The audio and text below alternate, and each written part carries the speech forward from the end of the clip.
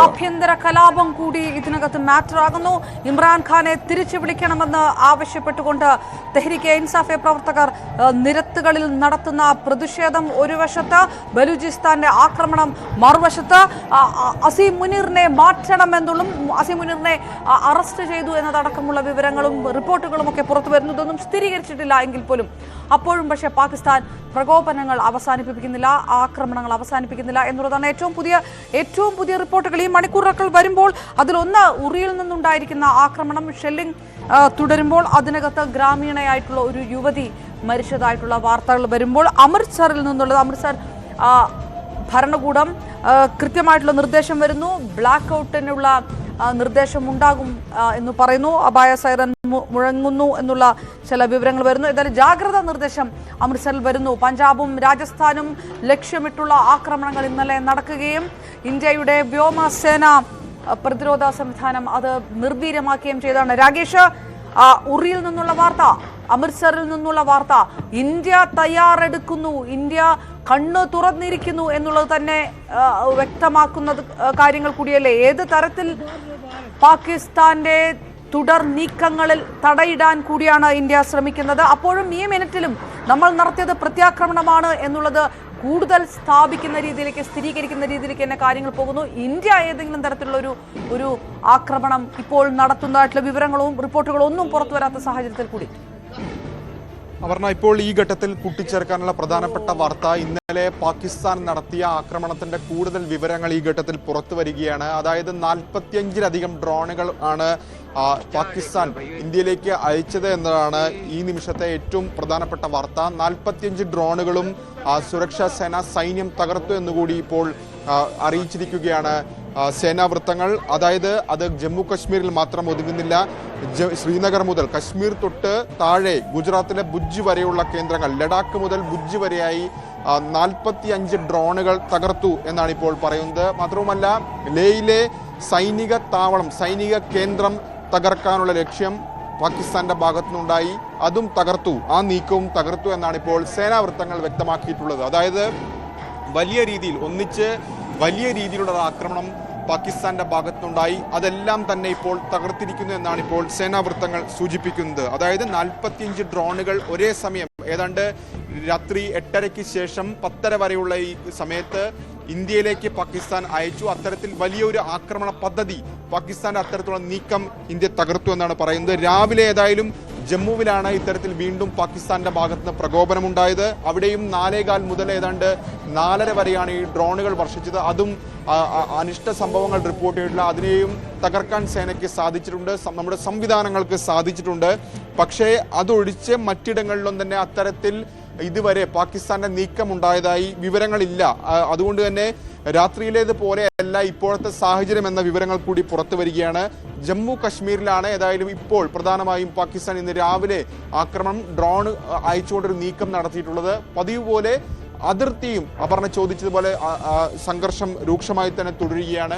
ഉറിയിലും ഒപ്പം തന്നെ രജൌരിയിലും പൂഞ്ചിലും ഒക്കെ തന്നെ വലിയ രീതിയിൽ വെടിവെപ്പുണ്ടായി. മോർട്ടാർ ഷെല്ലുകൾ ഉപയോഗിച്ച് സൈനിക പോസ്റ്റുകൾക്ക് നേരെ, ജനവാസ കേന്ദ്രങ്ങൾക്ക് നേരെയൊക്കെ തന്നെ ആക്രമണം ഇപ്പോഴും തുടരുന്നുണ്ട്. അവിടെയാണ് ഉറിയിൽ ഒരു സ്ത്രീ കൊല്ലപ്പെട്ടത്. അങ്ങനെയെങ്കിൽ കഴിഞ്ഞ 2-3 ദിവസങ്ങളിലുണ്ടായ പാക് ആക്രമണത്തിൽ കൊല്ലപ്പെടുന്ന സാധാരണക്കാരുടെ എണ്ണം ഇപ്പോൾ 17ആയി ഉയർന്നിരിക്കുന്നു. അങ്ങനെ വലിയ തോതിലുള്ള പ്രകോപനം പാകിസ്ഥാന്റെ ഭാഗത്തുനിന്ന് തുടരുന്നു. ഇപ്പോൾ ജമ്മു കശ്മീർ മുഖ്യമന്ത്രി ഒമർ അബ്ദുള്ളയുടേതായുള്ള പ്രതികരണം ഇപ്പോൾ വന്നിട്ടുണ്ട്.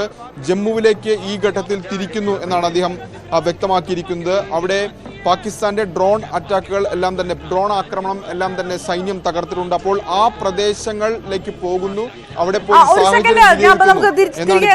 രാകേഷ്, ഇപ്പോൾ കാണുന്ന ഈ ദൃശ്യങ്ങൾ കാണുക. പാകിസ്ഥാൻ ഈ തരത്തിലുള്ള പ്രകോപനം പാകിസ്ഥാൻ തുടരുമ്പോൾ എന്താണ് പാകിസ്ഥാനകത്ത് സംഭവിക്കുന്നത് എന്നുള്ള ദൃശ്യങ്ങൾ കൂടിയാണ് അന്താരാഷ്ട്ര സമൂഹം കാണുന്നത്, ലോകം കാണുന്നത്.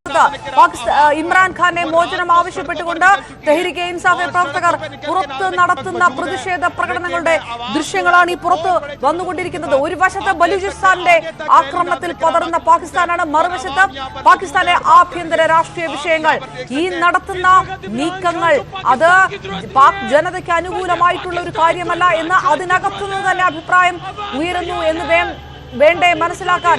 ആ സന്ദേശമല്ലേ പാകിസ്ഥാൻ നിന്നുള്ള ഈ ദൃശ്യങ്ങൾ പുറത്തേക്ക് വരുന്നത്. ഇമ്രാൻഖാന്റെ മോചനം ആവശ്യപ്പെട്ടുകൊണ്ട് അതോടൊപ്പമാണ് അസീം മുനീറിനെ അറസ്റ്റ് ചെയ്തതായിട്ടും കസ്റ്റഡിയിൽ എടുത്തതായിട്ടും അസീം മുനീർ മാറണമെന്ന് ആവശ്യപ്പെട്ടതായും അടക്കമുള്ള വിവരങ്ങളൊക്കെ വരുന്നത്. അതിനൊപ്പമാണ് ഈ കാര്യങ്ങൾ പുറത്തേക്ക് വരുന്നത്. രാകേഷ്, അപ്പോഴും രാകേഷ്, ഇന്ത്യയെ സംബന്ധിച്ചിടത്തോളം ഈ ആഭ്യന്തര വിഷയങ്ങളിൽ നിന്ന് ശ്രദ്ധ മാറ്റാൻ പാകിസ്ഥാന്റെ മുന്നിലുള്ളത് ഇന്ത്യക്ക് നേരെ നടത്തുന്ന ഈ പ്രകോപനങ്ങളും ആക്രമണങ്ങൾ തന്നെയാണ്. അതുകൊണ്ട് തന്നെ പാകിസ്ഥാൻ പിന്നോട്ട് പോകാനുള്ള സാധ്യത കുറവാണ്. അന്താരാഷ്ട്ര സമൂഹത്തിന് ഇടപെടാവുന്ന ഒരു അവസ്ഥയിലല്ല, അല്ലെങ്കിൽ ഇത് ഞങ്ങളുടെ വിഷയമല്ല എന്ന് അമേരിക്കയടക്കം വ്യക്തമാക്കിയൊരു സാഹചര്യം. ഇനി എങ്ങോട്ട്, അടുത്ത മണിക്കൂറിൽ എങ്ങോട്ട്, ഇതുകൂടി വ്യക്തമാക്കുന്നതായിരിക്കുമോ വിദേശകാര്യ മന്ത്രാലയത്തിന്റെ വാർത്താ സമ്മേളനം? അതെ അപർണ, കാരണം ഇന്ത്യയുടെ പ്രതികരണം, ഇന്ത്യയുടെ നീക്കം എന്താകുമെന്ന കാര്യങ്ങൾ സ്വാഭാവികമായും വിദേശകാര്യ മന്ത്രാലയം വിശദീകരിക്കും. ഒരുപക്ഷെ അടുത്ത സ്ട്രാറ്റജി എന്തെന്ന് വിശദീകരിക്കാനുള്ള സാധ്യതയില്ല. അത്തരത്തിൽ ഒരു നീക്കം ഒരിക്കലും പറയാറുമില്ല. പക്ഷേ ഇതുവരെ എന്തൊക്കെ സ്വീകരിച്ചു, ഇന്നലെ പാകിസ്ഥാൻ എവിടെയൊക്കെ ആക്രമിക്കാൻ പദ്ധതിയിട്ടു, എവിടെയൊക്കെ ഇന്ത്യ തകർത്തു തുടങ്ങിയ കാര്യങ്ങളൊക്കെ തന്നെ വിശദീകരിക്കും. ഇന്ത്യയുടെ പ്രത്യാക്രമണം എന്തായിരുന്നു, ഏതൊക്കെ മേഖലകളാണ് ഇന്ത്യ ലക്ഷ്യം വെച്ചത് തുടങ്ങിയ കാര്യങ്ങളൊക്കെ തന്നെ വിദേശകാര്യ മന്ത്രാലയവും ഒപ്പം തന്നെ 2 സൈനിക ഉദ്യോഗസ്ഥരും വിശദീകരിക്കും. ഏതായാലും വിദേശകാര്യ സെക്രട്ടറി വിക്രം മിസ്രിയാണ് ഇത്തരത്തിൽ വാർത്താ സമ്മേളനം നടത്താറുള്ളത്. ഒപ്പം തന്നെ 2 വനിതാ ഉദ്യോഗസ്ഥരുമാണ് കഴിഞ്ഞ 2 ദിവസങ്ങളിലും വാർത്താ സമ്മേളനം നടത്തിയിട്ടുള്ളത്. സോഫിയ ഖുറേഷിയും ഒപ്പം തന്നെ വ്യോമിക സിംഗും. ഈ 2 പേരും തന്നെയായിരിക്കും ഇന്നും കാര്യങ്ങൾ വിശദീകരിക്കുക. ഏതായാലും ഇന്ത്യയുടെ നിലപാട് പലപ്പോഴായി അന്താരാഷ്ട്ര വേദിയിലൊക്കെ തന്നെ ആവർത്തിച്ചതാണ്. അതായത് ഭീകരതയ്ക്കെതിരെയാണ് ഇന്ത്യയുടെ പോരാട്ടം. പഹൽഗാമിൽ നടത്തിയിട്ടുള്ള ആക്രമണത്തിന് തിരിച്ചടിയാണ് ഇന്ത്യ നൽകുന്നത്. മറിച്ച് ഇന്ത്യ ഒരിക്കലും പാകിസ്ഥാനിലെ ജനങ്ങളെ ലക്ഷ്യം വെക്കുന്നില്ല എന്ന് വ്യക്തമാക്കുകയും ചെയ്തു. മാത്രവുമല്ല, അതിനുശേഷം ഇന്നലെ ഇന്ത്യ വ്യക്തമാക്കിയ പ്രധാനപ്പെട്ട കാര്യം, പാകിസ്ഥാൻ ഇന്ത്യയുടെ സൈനിക താവളെ ലക്ഷ്യം വെക്കുന്നു. ഇന്ത്യ ഭീകര താവളങ്ങളെ ലക്ഷ്യം വെക്കുമ്പോൾ തിരിച്ച് സൈനിക താവളങ്ങളെയാണ് ലക്ഷ്യം വെക്കുന്നത്. അപ്പോൾ പാകിസ്ഥാൻ ഏത് രീതിയിൽ പെരുമാറുന്നോ അതേ രീതിയിൽ ഞങ്ങൾ മറുപടി നൽകുമെന്നാണ് ഇന്ത്യ വ്യക്തമാക്കിയത്. അങ്ങനെയാണ് ലാഹോറിലൊക്കെ തന്നെ ഇന്ത്യയുടെ നീക്കം ഉണ്ടായത്. അപ്പോൾ സ്വാഭാവികമായും ഇനി പാകിസ്ഥാൻ എന്തൊക്കെ ഇതുവരെ ചെയ്തിട്ടുണ്ടോ തുടങ്ങിയ കാര്യങ്ങൾ ഒരു ഔദ്യോഗിക സ്ഥിരീകരണം സ്വാഭാവികമായും ഇന്ന് സർക്കാരിന്റെ ഭാഗത്തുനിന്ന്, പ്രതിരോധ സൈന്യത്തിന്റെ ഭാഗത്തുനിന്ന്, വിദേശകാര്യ മന്ത്രാലയത്തിന്റെ ഒക്കെ തന്നെ ഭാഗത്തുനിന്നുണ്ടാകും. പക്ഷേ ഈ ഘട്ടത്തിലും പാകിസ്ഥാൻ നുണ പറയുകയാണ് എന്നതാണ് ഏറ്റവും പ്രധാനപ്പെട്ട കാര്യം.